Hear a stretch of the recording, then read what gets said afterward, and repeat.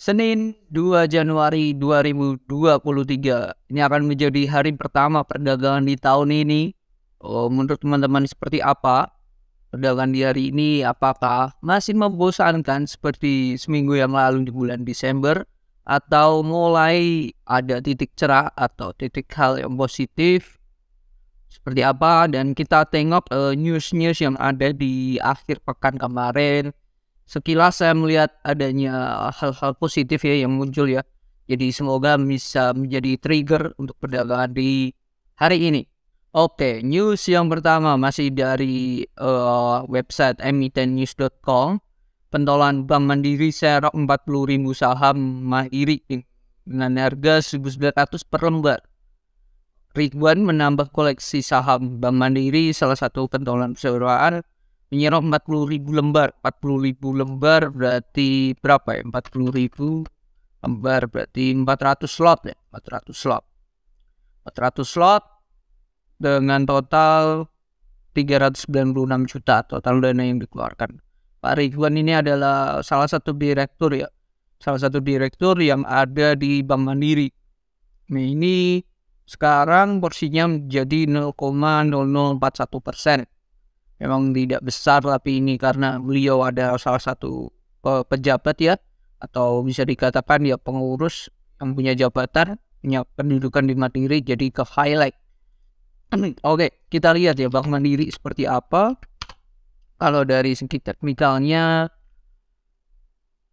ini ada support ya, selain di kotak di garis warna putih. Nah, ini ada di dekat support juga nih, di garis warna saya kasih perlakuan ini di support. Tapi memang tidak besar ya akumulasinya, memang hanya news saja karena beliau adalah salah satu pejabat yang ada di jajaran di Bank Mandiri, jadi ke highlight. Oke, dengan harganya di 9.900. Oke, ini support lah, bisa jadi supportnya. Oke, kalau saya masih prefer akan sentuh ke garis warna putih sih untuk Bank Mandiri. Selain itu ada juga news terkait Bank Mandiri adalah catat laba per November sudah melonjak 59% ke 34,8. Jadi bisa saya simpulkan di mana nantinya akhir tahun 2022 Bank Mandiri pasti catat laba yang luar biasa. Ini sampai November aja mereka sudah melonjak 59%. Yaitu di 34,8 triliun, di mana sebelumnya tahun lalu itu ada di 21,78 triliun. Jadi sudah naik. Jadi harusnya ini nanti kuartal keempat atau laba per tahunnya akan luar biasa sih untuk Bank Mandiri. Sementara analis BRI Dana Reksa Sekuritas menuturkan realisasi laba sejalan dengan proyeksi, jumlah ini mencapai 86,7% dari proyeksi laba bersih Mandiri setahun penuh. Wow, luar biasa. Berarti sudah capai targetnya. Jadi ini harusnya akan menjadi sentimen yang positif untuk Bank Mandiri. Eka menilai, ini salah satu analis dari Dana Reksa, 4 bank besar termasuk BNI, BCA, BRI dan Mandiri berada pada posisi yang lebih baik sebab mereka memiliki tingkat dana murah yang cukup baik dan stabil, didukung infrastruktur jaringan yang luas. Oke, mempertemukan kredit dengan NIM net interest margin 5,4 biaya kredit nih. Oke, ini perusahaan bagus sih. Memang tidak ada itu, harusnya koreksi bisa sampai ke 9.675 sih garis warna putih. Itu masih oke-oke aja kalau sampai situ.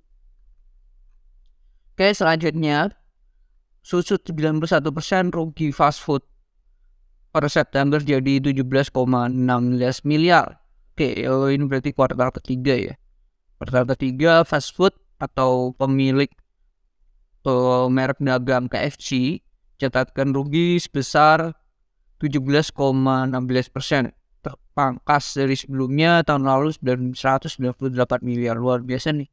Ini hal yang positif ya. Apakah perusahaan akan jadi perusahaan turn around ya, kita tunggu aja.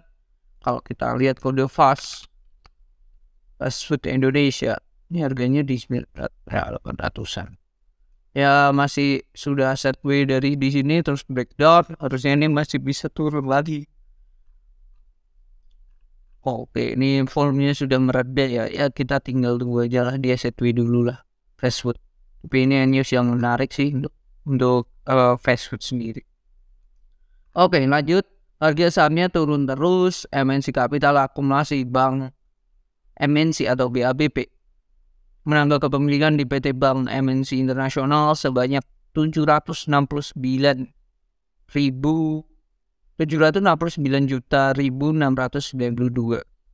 atau 2,39%. Oke. Namun sehari kemudian pemilihan meningkat menjadi kepemilikan sudah ke 49,17 untuk BABP. Oke. MNC Capital BABP. BJAP menambah pemilihan. Kita lihat ya kedua saham BJAP seperti apa. Berarti induknya ini sekarang ada di support BABP. BJAP kurang oke. Saya lebih prefer ini si BABP sih. Ini ada di support sih hari ini. Harga 100 ini bisa jadi titik harga yang pas ini sebelumnya. Saya hapus dulu. Oke, ini targetnya jelas. Oke, targetnya di sini 107. Lalu lanjut lagi ke sini ke 116. Oke, itu untuk BABP. Ini bisa jadi area low risk sih untuk BABP. Tapi ini kemarin dari Jumat shooting star dan volumenya tapi kecil sebelumnya doji. Pastinya kan ini menjadi titik entry yang pasti. Kita lihat nanti BABP seperti apa. Oke, lanjut. Krakatau Steel mau bayar utang 8 triliun di 2023. Dari mana sumbernya? Wow. Berhasil memperpanjang pembayaran utang jatuh tempo sampai akhir 2023. Oke, akan dibayar melalui dana perusahaan hingga aksi korporasi termasuk divestasi aset. Luar biasa nih, gede banget nih. Peran yang ingin sekuritasi aset dana yang ditargetkan 70 juta US dollar. Penawaran modal hak pemesan efek terlebih dahulu atau reissue.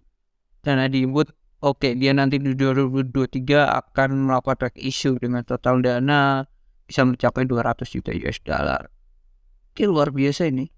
Salah satu bentuk cara bayar hutang. Nah, jadi kalau teman-teman memang suatu perusahaan ya kalau mau bayar hutang ya salah satunya ya bisa dengan cara mengambil hutang lagi di bank lain dengan cicilan ya harusnya lebih rendah, atau ya itu tadi cara terakhir yang benar bisa take issue. Kalau kita lihat keras seperti apa. Oke. Ini ada di support sih. Ini ada di support, cuman saya belum melihat ini hal yang positif untuk si keras itu sendiri. Oke. Lanjut. UNTR catat penjualan alat berat melonjak 85% tembus 5.457 unit. Wow. Perusahaan penyedia alat berat besutan grup Astra berhasil mendulang kinerja positif. Angka itu naik 85%. Adapun penjualan ini efek juga mendapat durian rupiah juga dari kenaikan batu bara, khususnya yang membuat perusahaan-perusahaan pasti akan membeli alat beratnya itu juga.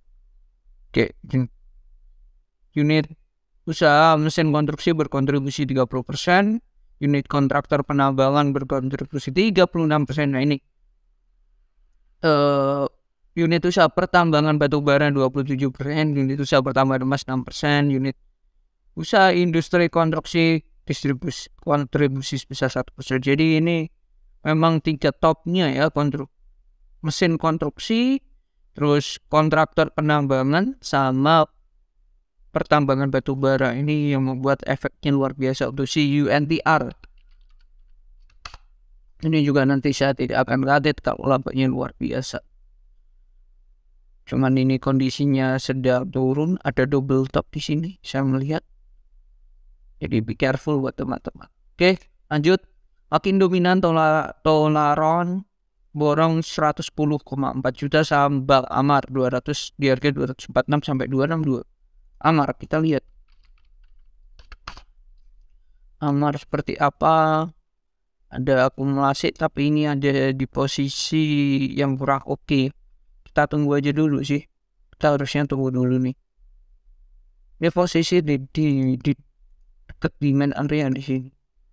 209, nanti kita tunggu aja 209 210. Range itu sih 208 sampai 214. Kita tunggu aja sih. Oke, lanjut. Roda Vivatech atau RDTX tambah dividen 75,2 miliar setara 280 per saham. Ini jadwalnya. RDTX harga 300 atau 400-an. Oh, 9.275. Sahamnya nggak liquid. RDTX 280 kita hitung ya. 280 dibagi 9275 kali 100. 280 dibagi 9275 kali 100, 3% dividennya, tidak terlalu besar. Number ini dividen interim, bahkan update-nya di tanggal 9 atau seminggu lagi, Senin minggu depan. Jadi harusnya di extend-nya tidak terjadi apa-apa sih. Luar biasa ini perusahaan ini. Perusahaan tekstil kalau nggak salah. Ya, Vivatech tekstil. Oke, mungkin itu newsnya. Kalau kita lihat ya, ISG hari ini akan seperti apa. Ini masuk di kotak biru lagi setelah tanggal 27 keluar. Harusnya kalau saya menilai kemungkinan dia akan turun lagi ke support garis warna merah, di situ lanjut naik. Oke, mungkin itu ya, sampai ke 6.814 atau 6.810. Oke, mungkin itu. Jadi masih belum ada info yang masuk ya kalau saya lihat ya, cuman ada news BMRI itu salah satu hal yang positif sih. Tinggal kita nanti lihat aja ya, terutama di banking sudah ada info. Oke, gini tuh pembahasan di pagi hari ini, semoga bermanfaat dan semoga kita lebih cuan, lebih berkah di tahun 2023. Bye bye.